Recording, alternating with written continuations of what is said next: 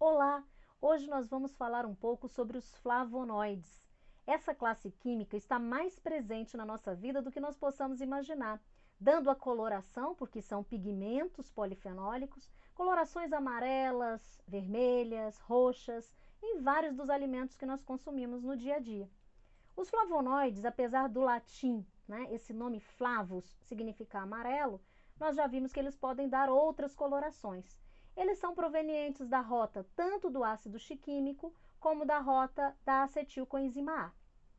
Aqui nós podemos verificar o núcleo fundamental, a estrutura que se repete nos inúmeros flavonoides que já foram isolados. Nós temos o anel A, que é um anel aromático, o anel C, que é um núcleo pirano, que muitas vezes pode estar ligado aqui também à carbonila, e aí se torna pirona, e o anel B, que é também um anel aromático. Nesse caso aqui, nós temos então 2-fenilbenzopirona.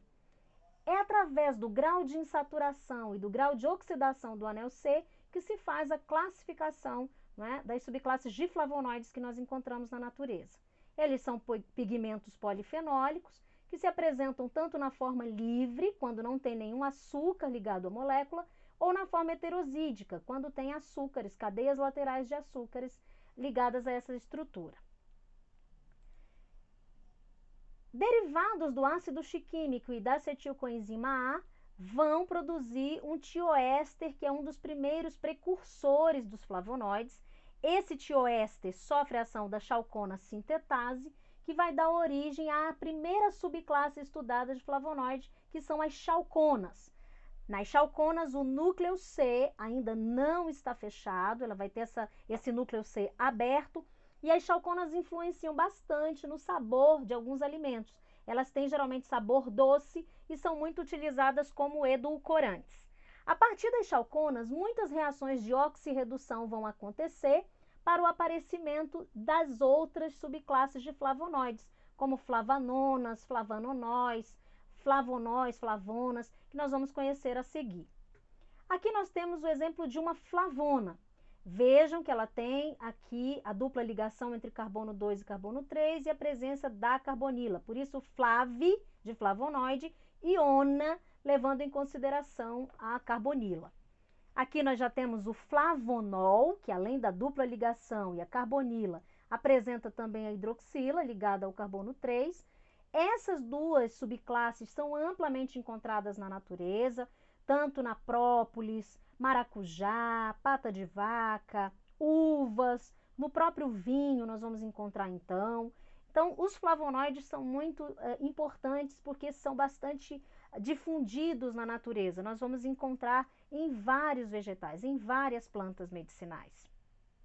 Aqui nós temos uma flavanona, vejam que não tem a dupla ligação entre o carbono 2 e o carbono 3, e aqui um flavanonol, que não tem também a dupla ligação e apresenta a carbonila e a hidroxila também na sua estrutura. Outras subclasses interessantes que nós temos são os flavanóis, não tem dupla ligação e não tem aqui a carbonila, mas tem hidroxila no carbono 3, e são precursores, porque aí eles começam a se condensar.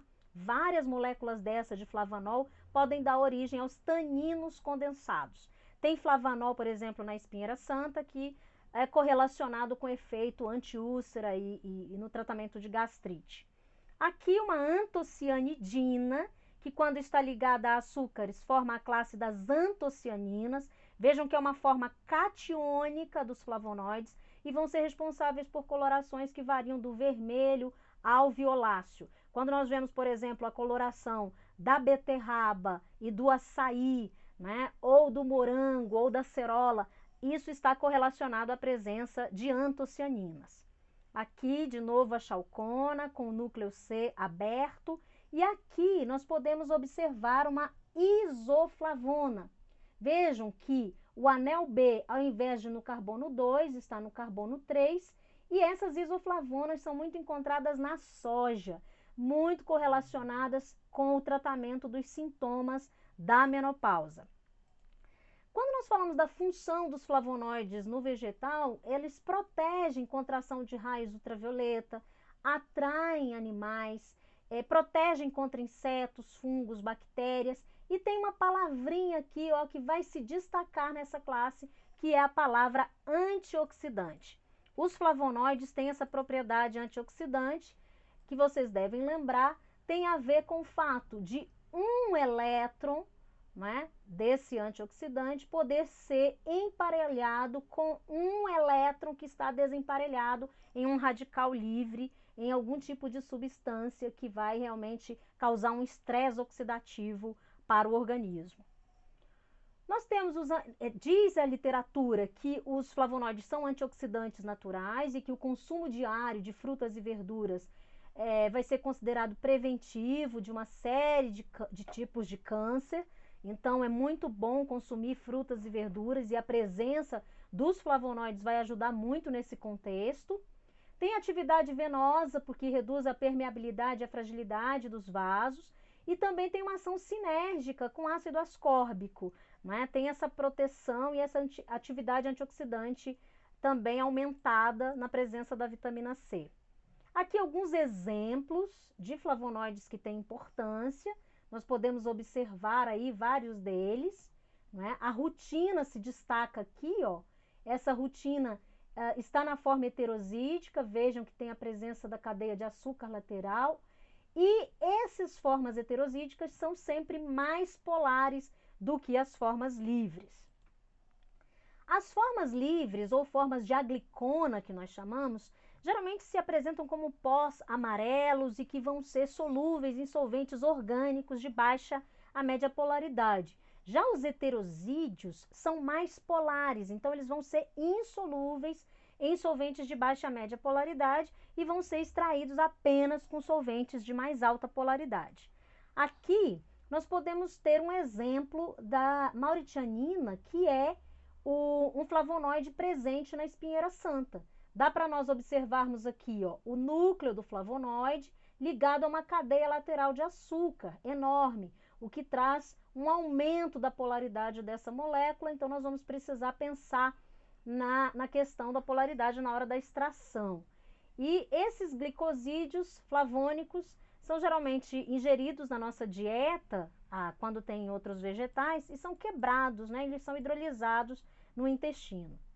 Aqui outro exemplo de uma forma livre e uma forma heterosídica. Se nós fizermos, por exemplo, uma placa cromatográfica usando uma sílica de fase normal, nós vamos ter que essa, que é a forma livre, vai realmente ser mais arrastada e vai ter um RF maior, enquanto que a forma heterosídica vai ficar mais retida, mais próxima ao ponto de aplicação e vai ter um RF menor.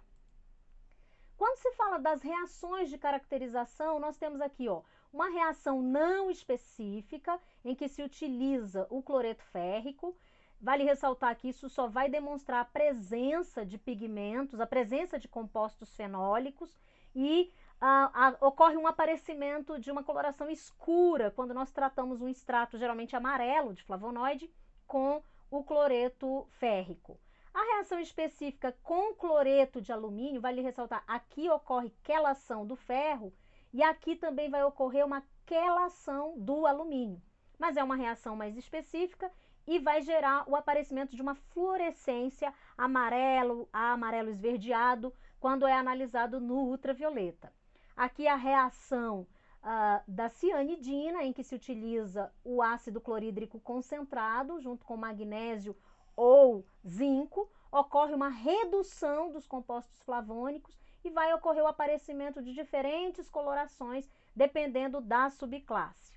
Aqui nós podemos ver, por exemplo, uma reação positiva da cianidina para flavonol, em que se utilizou aqui magnésio na presença de ácido clorídrico concentrado, é uma reação específica para esses flavonoides e tem colorações que vão variar de violeta a um alaranjado intenso, isso depende da subclasse. Aqui é possível notar o aparecimento de uma fluorescência, isso é uma análise vista no ultravioleta, vejam, é bastante fluorescente, é uma reação positiva para o cloreto de alumínio. Aqui nós temos uma cápsula de porcelana em que não se observa nenhuma fluorescência e nessa análise, no caso dessa amostra, a fluorescência é bastante visível, né? Dá para analisar isso no ultravioleta. Quando se faz, por exemplo, um ensaio cromatográfico para flavonoide, nós vamos também observar esse aparecimento de fluorescência. Só vai ser possível visualizar isso na região do ultravioleta. Então, aqui é possível notar um esquema cromatográfico, uma análise cromatográfica da rutina, como ela vai aparecer no ultravioleta.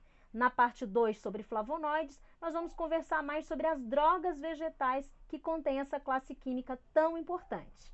Até a próxima!